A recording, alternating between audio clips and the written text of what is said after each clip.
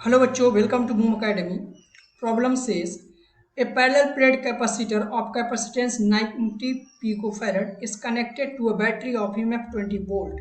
If a dielectric material of dielectric constant K equal to 5 by 3 is inserted between the plates, the magnitude of the induced charge will be। हमें induce charge का magnitude बताना है कि क्या होगा। ठीक है, आइए प्रॉब्लम करते हैं, आसान है। ठीक है, देखिए, ये मानते हैं कि हमारा कोई बैटरी है। बैटरी का पोटेंशियल मालूम है, कितना है, 20 वोल्ट का।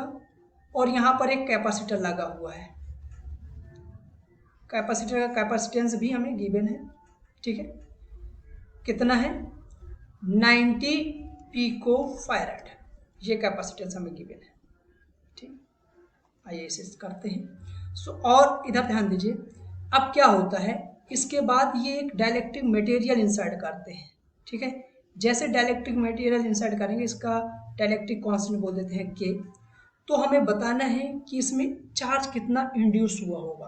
तो इंड्यूस चार्ज के लिए हम लोग फार्मूला क्या जानते हैं, Q equal to Q dash equal to Q 1 minus 1 upon के, ये हमारे पास फार्मूला होता है।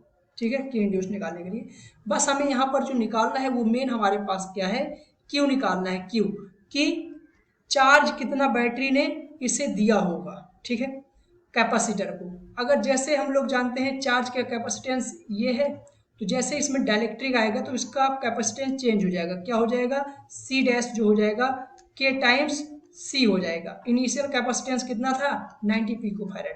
तो सी डैश यहाँ से क्या निकल के आ जाएगा हमारे पास, के का वैल्यू कितना है, 5/3 into 9 pico farad. Pico farad को हम लोग फैराड में कन्वर्ट कर लेते हैं, तो 10⁻12 से मल्टीप्लाई करेंगे तो ये फैराड में आ जाएगा। तो यहाँ से इसे लिख सकते हैं हम लोग, क्या आ जाएगा, 3 और 15, 150 10⁻⁻12, ये आ जाएगा हमारे पास फैराड। कैपेसिटेंस की वैल्यू आ गई सी। अगर सी आ गया हमारे पास, वी मालूम है, तो यहाँ से हम लोग क्यू निकाल सकते हैं क्या, ऑब्वियसली आई थिंक क्यू निकाल सकते हैं, तो निकाल लेते हैं क्यू।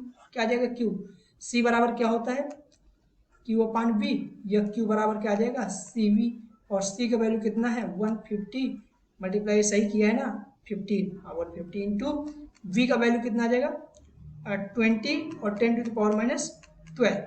ठीक है, तो यहाँ से कितना आ जाएगा, 30 आ जाएगा, मल्टीप्लाई करके 30 और ये 30 और 300, ये 0 0 30 हो जाएगा। तो 3000 10⁻12, ये आ गया हमारा क्यू का वैल्यू। अगर क्यू का वैल्यू हमने इतना निकाल लिया तो हम क्यू इंड्यूस भी तो निकाल सकते हैं आसानी से। अब क्यू इंड्यूस निकाल लेते हैं। क्यू इंड्यूस क्या आएगा, क्यू इंड्यूस निकालने के लिए क्या करना पड़ेगा, हमें क्यू का वैल्यू पुट करना पड़ेगा। तो Q dash equal to Q का वैल्यू कितना है, 3000 10⁻12 और 1 माइनस के का वैल्यू कितना, 1/5/3, तो 3 ऊपर जाएगा 5 आ जाएगा। तो यहाँ से क्या आ जाएगा हमारे पास, ये वैल्यू 1000 इंटू 10⁻12 इंटू इसे इधर करेंगे 2/5, ये आ जाएगा। तो यहाँ से इसे और हम लोग फर्दर कर लेते हैं, तो ये 10⁻9 -9 हो जाएगा ये, और इसे मल्टीप्लाई 6/5 इंटू 10⁻9 कूलाम आएगा। ठीक है, अब देखिए यहाँ पर हमारे पास यूनिट जो है माइक्रो कूलाम में है, कूलाम में नहीं है। ठीक है, एक सेकेंड, कुछ गड़बड़ है, चलिए देखते हैं।